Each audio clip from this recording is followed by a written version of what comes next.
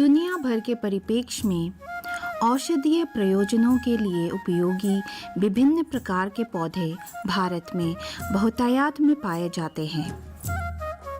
विभिन्न जातीय समूहों के लोग जो भारत के विभिन्न जलवायु परिस्थितियों में रह रहे हैं, शुरुआती समय से विभिन्न रोगों के उपचार के लिए विभिन्न पौधों से तैयार विभिन्न दवाओं का सफलतापूर्वक उपयोग कर रहे हैं।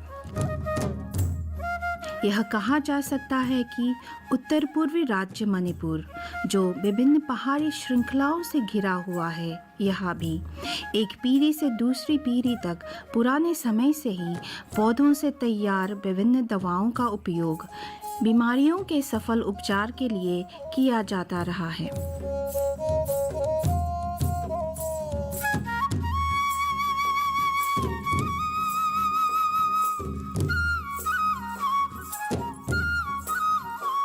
औषधीय प्रयोजनों के लिए उपयोगी विभिन्न प्रकार के पौधे पहाड़ियों, झीलों, नदियों और जंगलों में बहुतायत से पाए जाते हैं। विभिन्न पौधों से तैयार विभिन्न दवाएं न केवल बीमारियों के इलाज के पैसे को कम करती है, बल्कि शरीर को होने वाले विभिन्न दुष्प्रभावों से भी बचाती हैं। इस वजह से पौधों से तैयार दवाओं का उपयोग करने के लिए लोगों की पसंद दिन प्रतिदिन बढ़ रही है।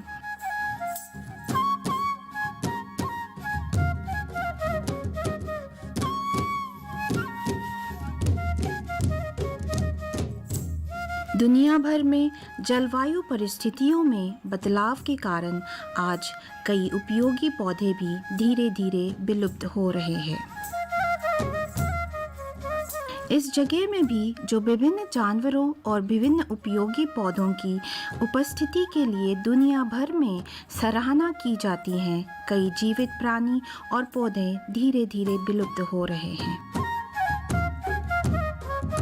औषधीय प्रयोजनों के लिए उपयोग किए जाने वाले विभिन्न उपयोगी पौधों के संरक्षण के लिए क्या कदम उठाए जा रहे हैं, यह जानने के लिए दीदी के इम्फाल के दीदी किसान के प्रतिनिधियों ने विभिन्न स्थानों पर जाकर विशेषज्ञों और विभिन्न मेहनती लोगों की राय ली।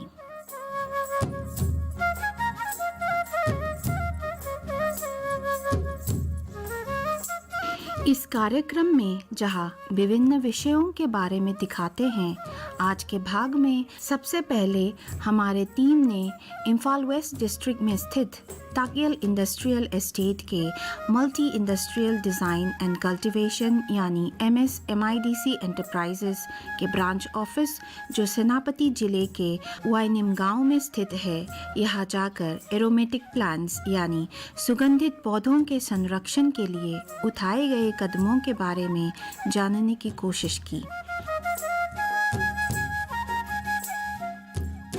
MIDC एंटरप्राइजेस के तहत पिछले 2 साल से लेमन ग्रास और सिट्रोनेला के साथ अन्य सुगंधित पौधों की खेती और उत्पादन के लिए उठाए गए कदमों के बारे में एस इंगोमचा सिंह ने हमारे प्रतिनिधियों को कई बातें बताई। मणिपुर के आम लोग सिट्रोनेला और लेमन ग्रास दोनों को स्थानीय रूप से लेमन ग्रास या हौना के नाम से जानते हैं। वैज्ञानिक अनुसंधान के बाद ही हम इन्हें सिट्रोनेला और लेमन ग्रास के रूप में अलग अलग जानते हैं, लेकिन मणिपुरी में आमतौर पर इन दोनों को हम हौना या सरुमना के नाम से जानते हैं। सिट्रोनेला और लेमन ग्रास में बहुत अंतर है।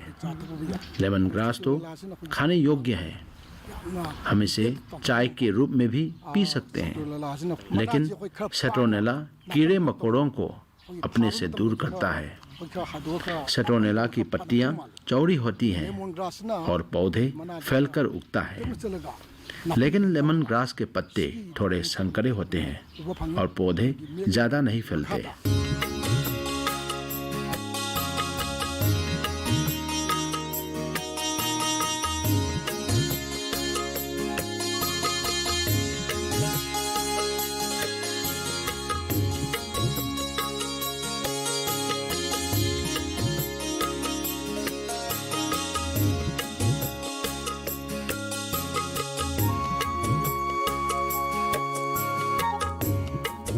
MIDC जहां औषधीय प्रयोजनों के लिए उपयोगी सुगंधित पौधों का संरक्षण किया जा रहा है, यहां से निकलने के बाद दीदी किसान के प्रतिनिधि आगे लम्फेलपात में स्थित centre for scientific and industrial research north east institute of science and technology के बोटैनिकल गार्डन के ब्रांच लेबोरेटरी पहुंचे।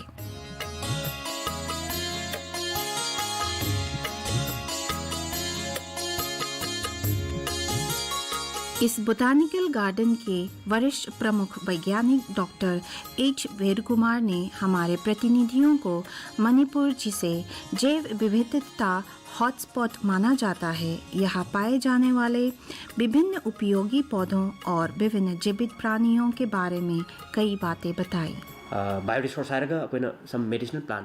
बायोरिसोर्स में विभिन्न उपवर्ग हैं, जैसे औषधीय पौधे, सुगंधित पौधे, जंगली खाद्य पौधे, डाइलिंग पौधे जो रंग छोड़ते हैं, लकड़ी देने वाले पौधे, फाइबर देने वाले पौधे इत्यादि।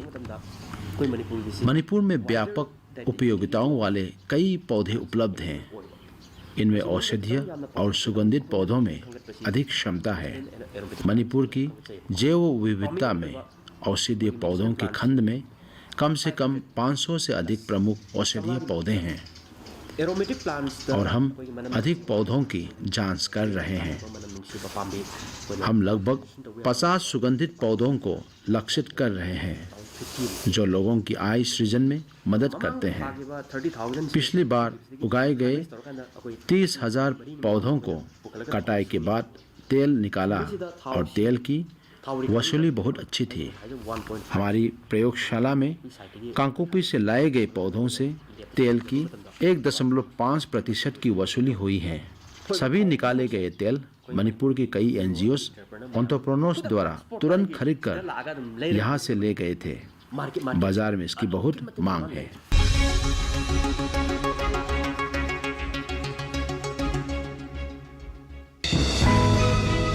ये कामयाबी है अन्नदाता की। ये कहानी है खेत और खलिहानों की। कैसे करें अपने पशुओं की देखभाल, जानिए गांव-गांव के किसानों का हाल। देखिए गांव किसान सोमवार से शुक्रवार दोपहर 12:05 पर।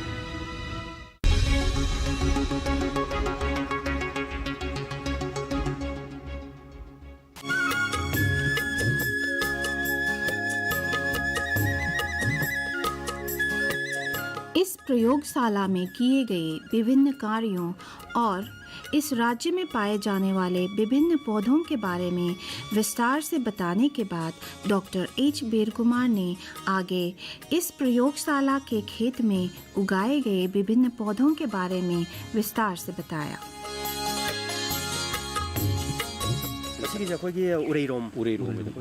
आप जो पौधे देख रहे हैं इसे मणिपुरी भाषा में उरेरोम कहते हैं। ये बहुत अधिक उपज देने वाली किस्म है जो हमारे संस्थान द्वारा विकसित की गई है।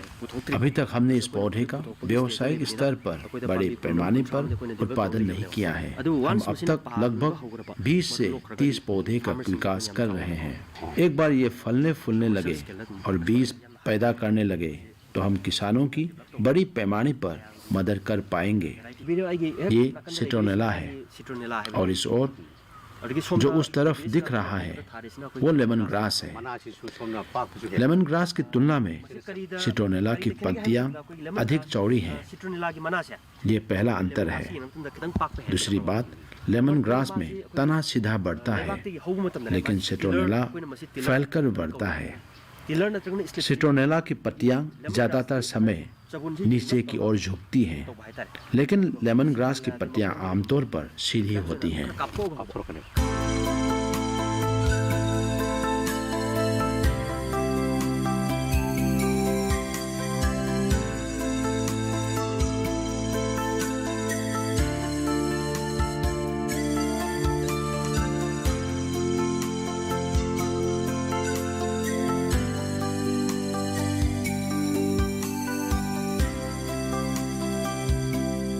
कई पीढ़ियों से इस्तेमाल करते आ रहे विभिन्न प्रकार के उपचार प्रक्रियाओं और पौधों से तैयार विभिन्न दवाओं के संरक्षण के लिए भी उठाई और पौधों से तैयार विभिन्न दवाओं के संरक्षण के लिए भी कई व्यक्ति कड़ी मेहनत कर रहे हैं।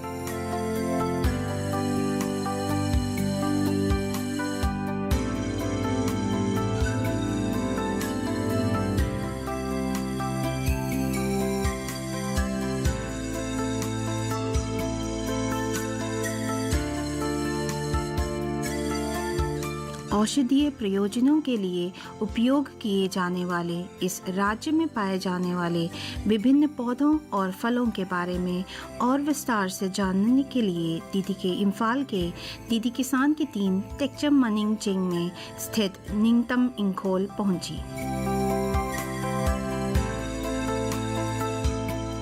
इस राज्य में पाए जाने वाले उपयोगी पौधों के संरक्षण और उन्हें विलुप्त होने से बचाने के उद्देश्य से स्थापित की गई इस बगीचे में याइमू, काला अदरक, याइंगो, उरेरोम लाबा, सांबा और मायोफा आदि उगाकर औषधीय पौधों के लाभ लोगों तक पहुंचाने का प्रयास किया जा रहा है।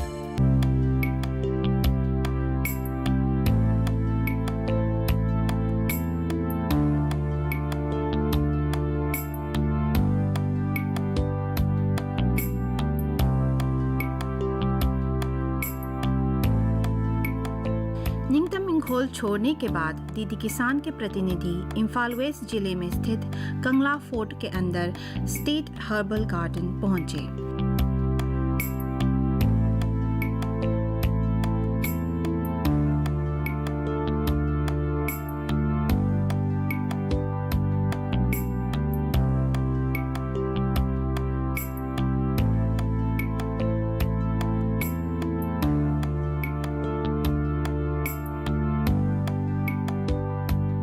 विभिन्न औषधीय पौधों के संरक्षण के लिए विभिन्न व्यक्तियों, गैर सरकारी संगठनों और संस्थानों द्वारा की गई कड़ी मेहनत के अलावा मणिपुर सरकार भी 2005 में स्टेट मेडिसिनल प्लांट बोर्ड की स्थापना करके कड़ी मेहनत कर रही है।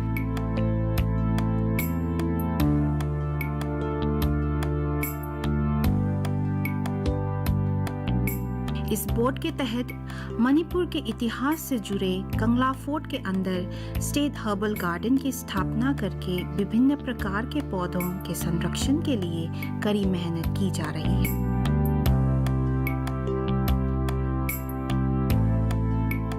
इस बोर्ड के मुख्य कार्यकारी अधिकारी डॉक्टर अरिबम गुनेश्वर शर्मा ने हमारे प्रतिनिधियों को स्टेट मेडिसिनल प्लांट बोर्ड, जो भारत सरकार के नेशनल मेडिसिनल प्लांट बोर्ड की वित्तीय सहायता के तहत काम कर रहे हैं, इस बोर्ड द्वारा उठाए गए विभिन्न कार्यों के बारे में बहुत सारी बातें बताई। पहली बार भारत सरकार ने हमें बड़े पैमाने पर खेती की अनुमति दी है।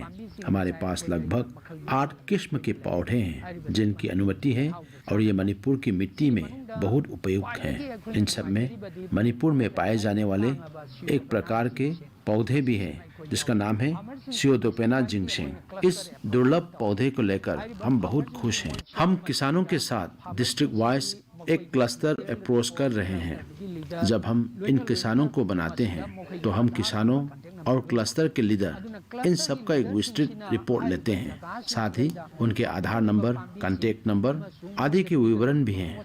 इन क्षेत्रों में उगाए जाने वाले पौधों और उन्हें दी जाने वाली चीजों को हम सीधे क्लस्टर के लीडर्स के माध्यम से देते हैं।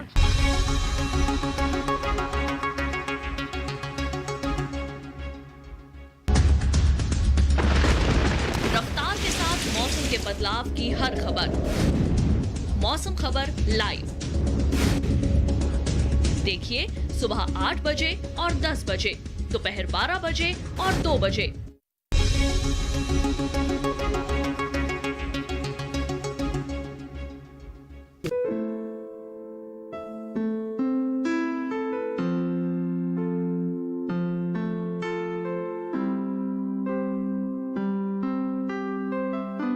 इम्फाल के कंगला फोर्ट से निकलने के बाद हमारे प्रतिनिधि थौबाल जिले के सलुंगपम गए और एक व्यक्ति द्वारा विभिन्न उपयोगी पौधों को उगाने और उत्पादन करने के लिए की गई मेहनत को विस्तार से जानने की कोशिश की।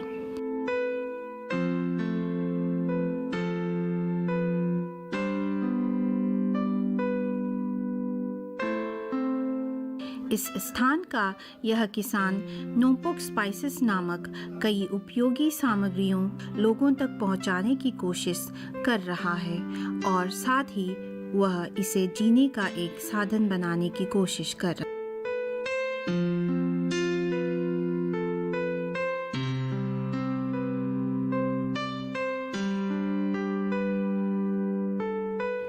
एल बिसेश्वर मैतई ने दीदी किसान के प्रतिनिधियों को बताया कि किस तरह वे विभिन्न पौधे मुख्य रूप से काली अदरक, काली हल्दी और हुंगुकला उगाकर अन्य राज्यों पर निर्भर न होने के लिए कड़ी मेहनत कर रहे हैं। दवाई बनाने का जो प्रक्रिया है वो तो हमने हमारे पूर्वजों से ही सीखा है। किस पौधे से हमें कौन सा दवाई पा सकता है, ये सारी बातें हमारे पूर्वजों ने ही हमें सिखाया है। वैज्ञानिक ज्ञान तो CISR, ICAR, central agriculture university यानी केंद्रीय कृषि विश्वविद्यालय के जरिए ही हमें मिला है।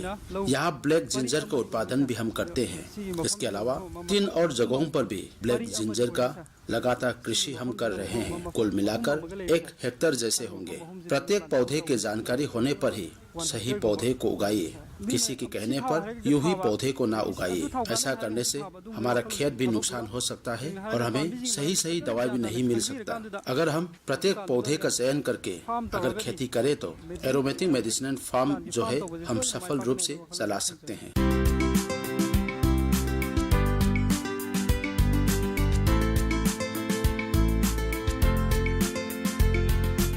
थौबाल जिले के सलुंगपम से निकलने के बाद हमारे प्रतिनिधि KVK सेनापति द्वारा foundation of environment and economic development services के तहत स्थापित किए गए एंथ्रो मेडिसिनल रिसर्च सेंटर पहुंचे।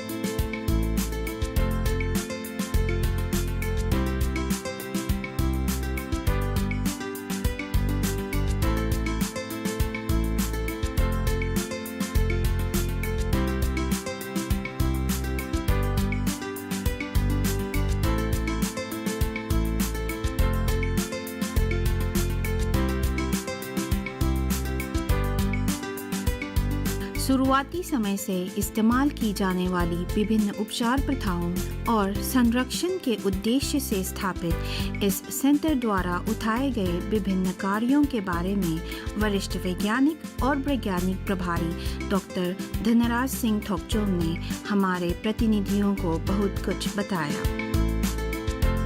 पारंपरिक चिकित्सक द्वारा किसी बीमारी का उपचार के ज्ञान और विभिन्न औषधीय पौधों का उपयोग करके उपचार, इसका सर्वेक्षण और ज्ञान इकट्ठा करने के बाद हम जांचते हैं कि क्या ये ज्ञान और उपचार के लिए उपयोग किए गए चीजें वैज्ञानिक रूप से सही हैं या नहीं।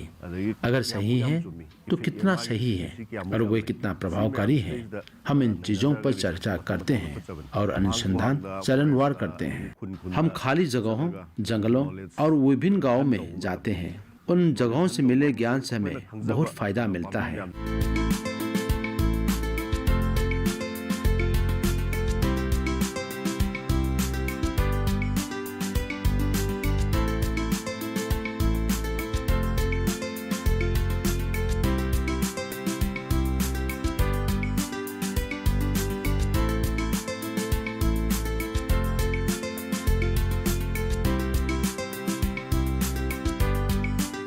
इस सेंटर के कार्यकारी निदेशक डॉक्टर AKS रावत ने भी मणिपुर में पाए जाने वाले विभिन्न औषधीय पौधों और उनके उपयोग के बारे में कई बातें हमारे प्रतिनिधियों को बताई। हमारा नॉर्थ ईस्ट और मणिपुर में बहुत जो ट्राइबल्स पॉपुलेशन है वो जड़ी बूटी को इस्तेमाल करती है बीमारी के लिए।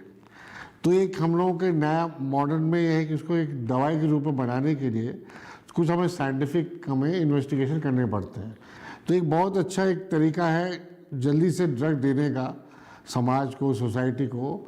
और उसके लिए हम क्या करें, जितना भी जो हमें नॉलेज है ट्रैवल से हम डिस्कस कर लेते हैं, वो प्लांट को पहले एक्सट्रैक्ट बनाते हैं, उसको एक्सट्रैक्ट बना के उसको हमें एनिमल में, स्मॉल एनिमल, चूहा कहना चाहिए, जो चूहे मॉडल है, रैट मॉडल में टेस्ट करते हैं।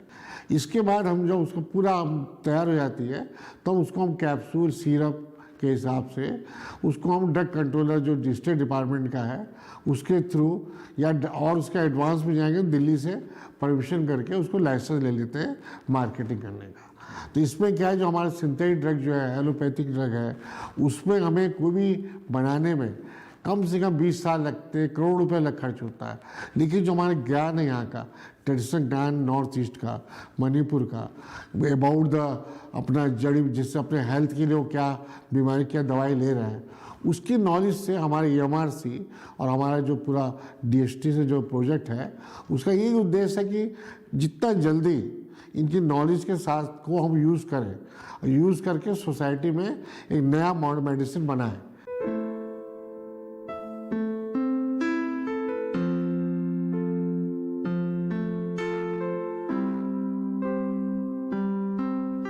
पौधों से तैयार विभिन्न दवाओं के उपयोग के साथ उपचार प्रथाओं के कई लाभों के बारे में बढ़ते ज्ञान के साथ हर्बल दवा का आवश्यक उपयोग भी दिन प्रतिदिन बढ़ रहा है।